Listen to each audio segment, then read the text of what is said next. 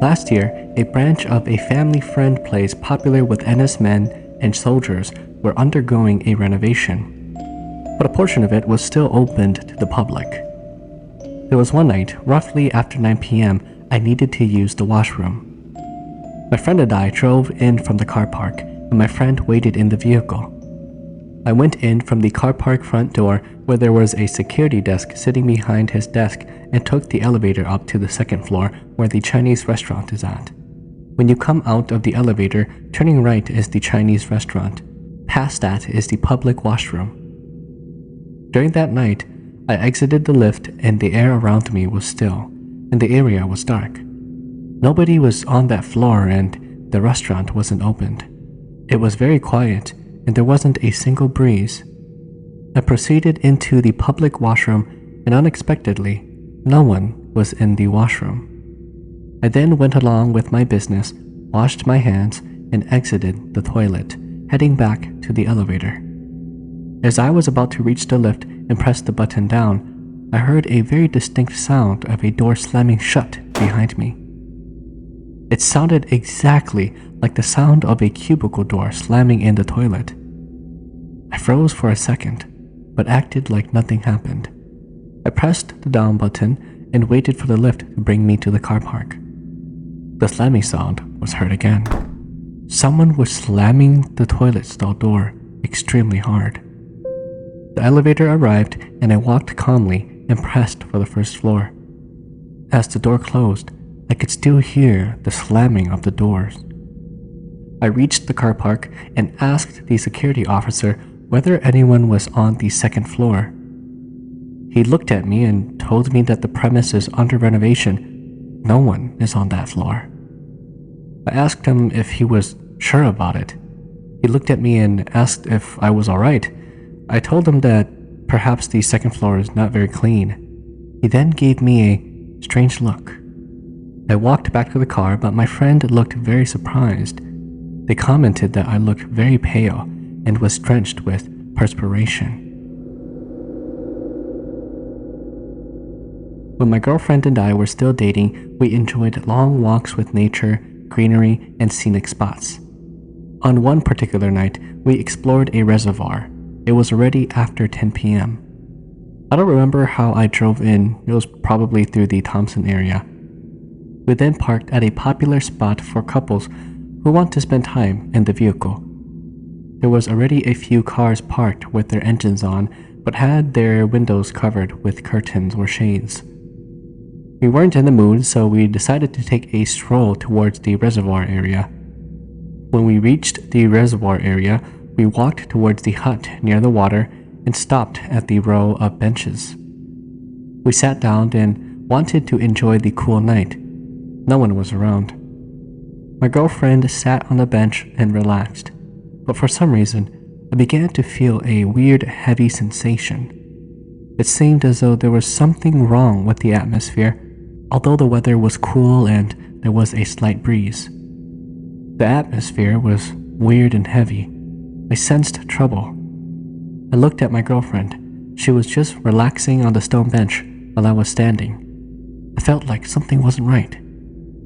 About 100 meters away from the bench, there was a dense forest. We noticed that there was some movement within the forest. I then began to have the sensation that we were being watched. My girlfriend also turned her attention towards the forest. I could also see that she sensed something. I commented loudly to her that it's time to leave, to have some supper. My girlfriend looked at me weirdly.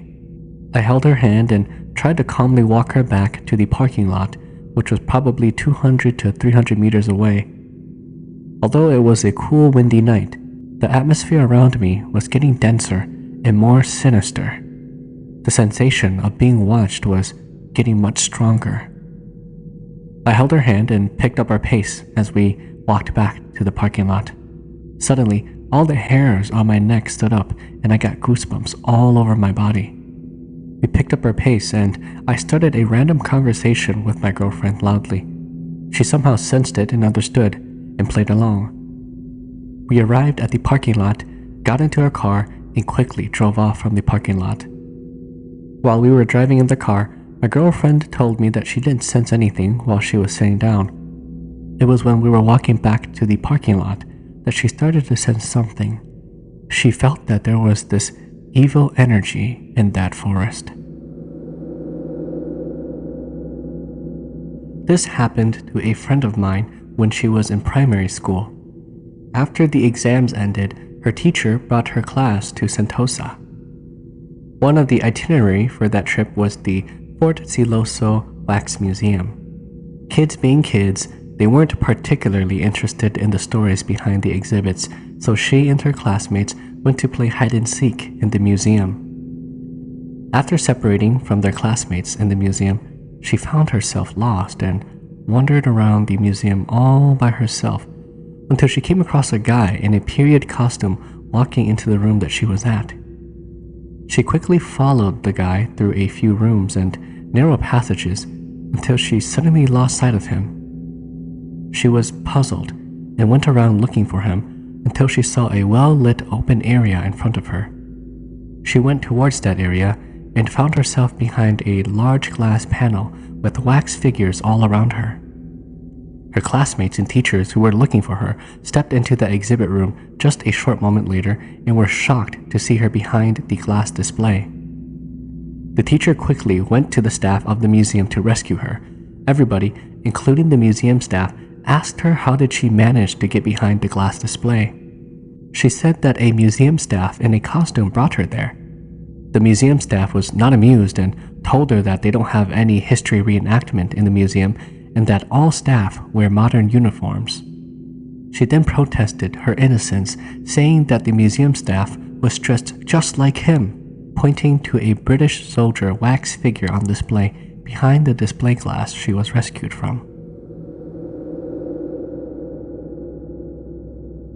I am gonna share a story that happened in my previous house. In fact, I had a lot of encounters during my 12-year stay in that flat. The most eerie thing about that house has always been from the kitchen. The kitchen was designed in an inverted I shape where there is a sink located next to the fridge, hence lights from the window is pretty limited. Anyway, my computer is placed in the living room, having my back face a very big prayer altar. My mom used to be an active member of a pretty big group. However, ever since my uncle, who used to stay with us, moved out and brought along my late grandfather's tablet with him, we always have a lot of strange sounds coming from the kitchen. Not forgetting the talisman which was stuck to the wall outside of our house above the door tore on its own after that. I always told my mom that the worship idol seems to be empty, unlike how it was in our previous house in Bukit Marais. Many late nights I would stay up and surf the net, chit-chat, play games on my computer into the wee hours in the morning. And every night I will always have this strong, constant feeling that someone is staring at me from the kitchen. Every time I look back, there's nothing. Apart from the usual stares, there'll always be this thud sound, as if someone is placing a cup down. This sound would come from the kitchen where my grandfather's tablet used to be at. Many times I always thought that it was my dad, as he sometimes will wake up in the middle of the night and head for a cup of water without switching on the lights. But every time I check, my dad is always sleeping like a log. The most horrible thing though was one night when I was gaming away, both of my parents were asleep. There was a sudden loud bang that came from the inside of our shoe cabinet. Our shoe cabinet was placed in the house that you could see. I couldn't find any explanation that could have caused that loud bang. It couldn't be a mouse because there was no way for it to get inside. That was the last straw for the night. I immediately shut down my computer and headed to bed. Here's a story my friend told me while he was working as a valet boy at MBS, Marina Bay Sands. He told me the time he spent working there, there are vehicles that went into the car park but never came out. The owner of the vehicle either committed suicide after losing big in casino, or they died in their room or somewhere else in NBS. One afternoon, my friend and his colleague were delivering some stuff for the client, and he told me his colleague was sitting in the rear holding the baggage while he was driving. On the way up, his colleague stopped chatting suddenly throughout the rest of the journey, but instead just gave the one-word reply and rushed him to drive faster. Not suspecting anything, he drove quickly back to the parking lot, but before he knew it, his colleague just walked back into the office. Feeling weird, my friend went and asked him what had happened during break, and that colleague told him that on the way up the ramp, there was suddenly somebody sitting next to my friend, staring at him throughout the journey. After they parked, the thing was still seated, staring at my friend as he left the vehicle and walked towards the door. He told me his colleague wasn't lying because his whole face turned pale and his lip became almost white. Both of them resigned that very day. They left, and to this day, never set foot back onto Marina Bay Sands. Hey guys, I have a story to share. I watched it on a Taiwan variety show, so I can't be sure if it's real. A group of 3 went trekking. Let's call them Aaron, Brian, and Chelsea. They were trekking along some mountainous area. Chelsea had a video camera in her hand and was recording the scenery whenever they walked past anything nice. Then, in the early afternoon, she sprained her ankle and was unable to continue, so the group decided to go back and seek treatment. However, strangely enough, they kept getting lost and couldn't find their way back. They continued walking but kept on going in circles. As time passed and the weather was scorching, the girl said that she was thirsty and they had ran out of water. Aaron volunteered to go find water while Brian stayed with Chelsea. Aaron went off for a few hours and didn't come back, so Brian told Chelsea to stay at the same spot while he went to go look for Aaron. Chelsea began to film the surroundings while they were waiting for Aaron and Brian to return. Out of nowhere, she heard some commotion behind her and began to get scared. To her relief, it was Brian, and he appeared from behind the bushes and told Chelsea the bad news. Aaron's body was found lifeless in a ravine. Brian couldn't get to him and suggested that they go out and seek for help. Upon hearing of Aaron's demise, Chelsea dropped her camera and almost fainted. Brian held her up and piggybacked her out, but the video camera was still filming, and later on, after the entire commotion, Brian was nowhere to be found. Sometime later, the rescuers went and found the video camera. After they retrieved the video and downloaded the clips, it showed Chelsea talking to no one and suddenly being carried by something invisible. I was previously house hunting and went to see a couple of units. Some of these houses didn't give me a good feeling. They were either too dark, no sunlight streaming in, or just this strange oppressive feeling. One particular unit stood out to me, some condo in the Kembanon area. It was a huge space and going for very cheap. I was wondering why it was going for so cheap, so I went ahead and took a look. Worst decision ever. The moment I saw the unit, I had already sensed something was not right. I dreaded stepping into it. It was the afternoon when we went to view the house, but I could tell the house felt dark and foreboding. All the lights in the house were switched on for some reason, even though it was in the afternoon.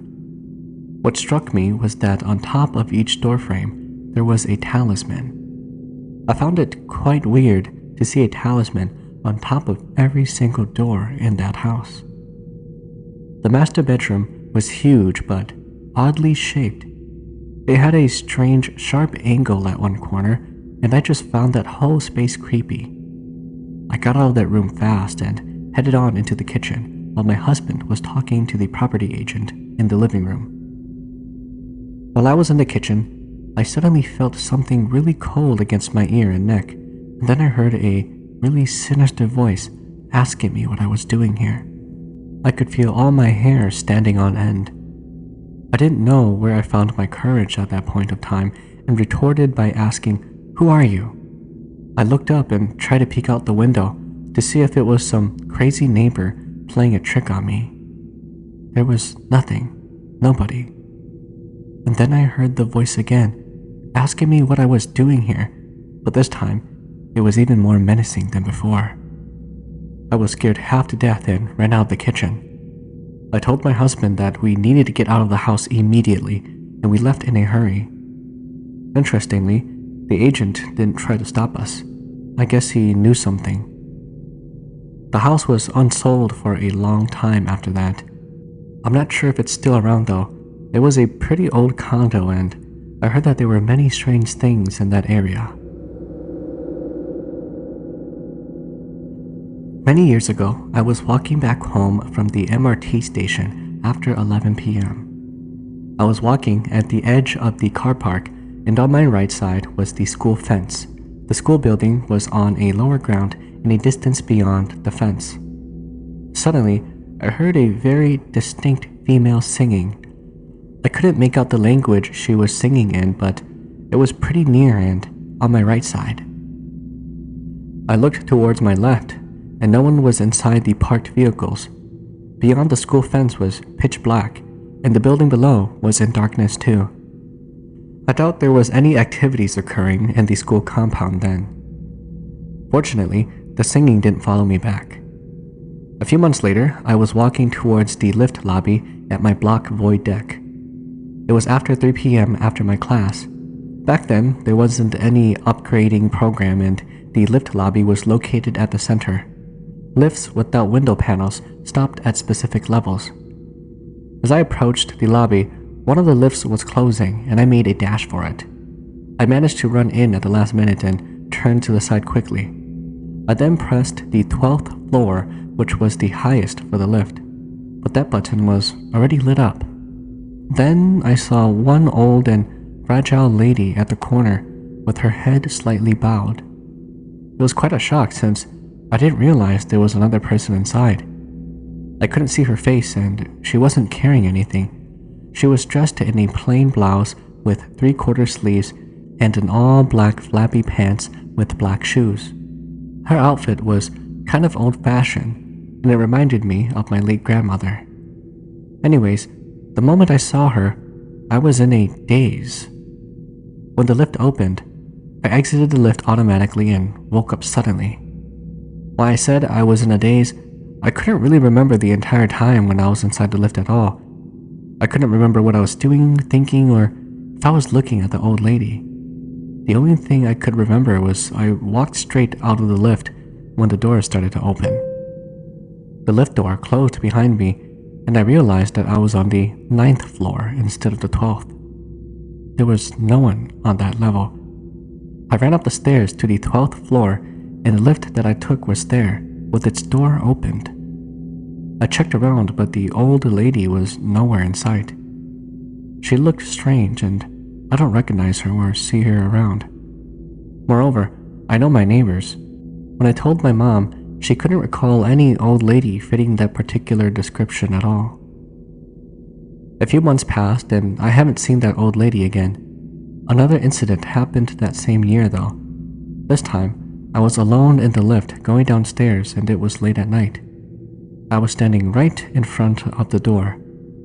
When the door opened, I looked straight ahead and saw a white figure drifting from my left to right about 20 meters ahead at the open space. These incidents happened in the same year. Probably my luck was down that year, or simply a coincidence of events. My secondary school friend used to live at Tonglin Halt near the Catholic Church and Hindu temple.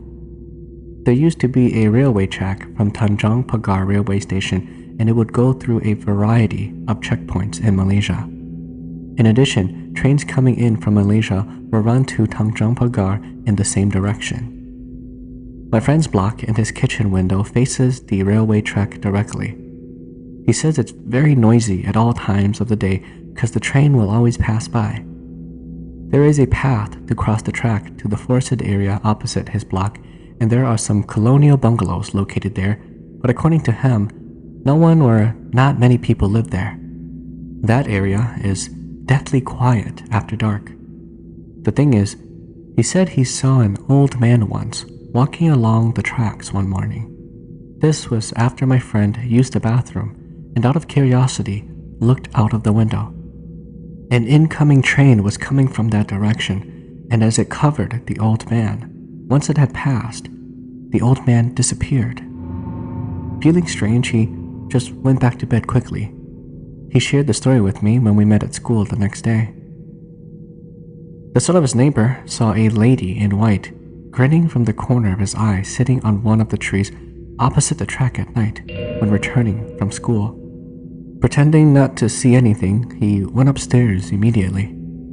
One morning, my friend's mom got up to close the windows in her bedroom because it was starting to drizzle and it faced the railway track. She said that she also saw an old woman with a boy walking directly on the train tracks with their backs facing her. That railway track leads to an allegedly haunted tunnel under Buena Vista as well. My previous office was on Orchard Road, and the building was supposedly new when we had just moved in. I have colleagues who are on shift 365 days a year, and one of them has a third eye and can see things. She told me how she saw shadows running around the far end corridor of our office very regularly, starting from 10 p.m. onwards. For me, I usually don't believe in such things, but after so many things happened in my life and people around me, I started to believe that perhaps these things might be real. Who knows? Anyways, there was this day when I was supposed to go for a business trip, and while packing my luggage and work stuff, I realized that I left something important in the office and had to go back to get it. It was around 2:30 in the morning when I reached my office with one of my friends. My friend waited for me at the reception counter while I switched on the lights and went to get the stuff from my desk. While walking to my desk, everything was dead silent, so quiet that you could hear a pin drop. The air conditioner was off and everything was off, no sound at all. I got my stuff and proceeded to walk out of the office towards the reception area.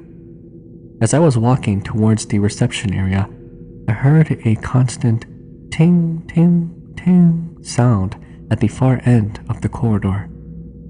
I didn't hear that when I was walking in earlier and didn't bother about it and continued walking on. When I reached the end of the office near the reception area to switch off the lights, suddenly there were heavy footsteps in the office. They were stomping towards me, and quickly I ran out and got the heck out of there. From then on, I chose not to visit the office in the middle of the night.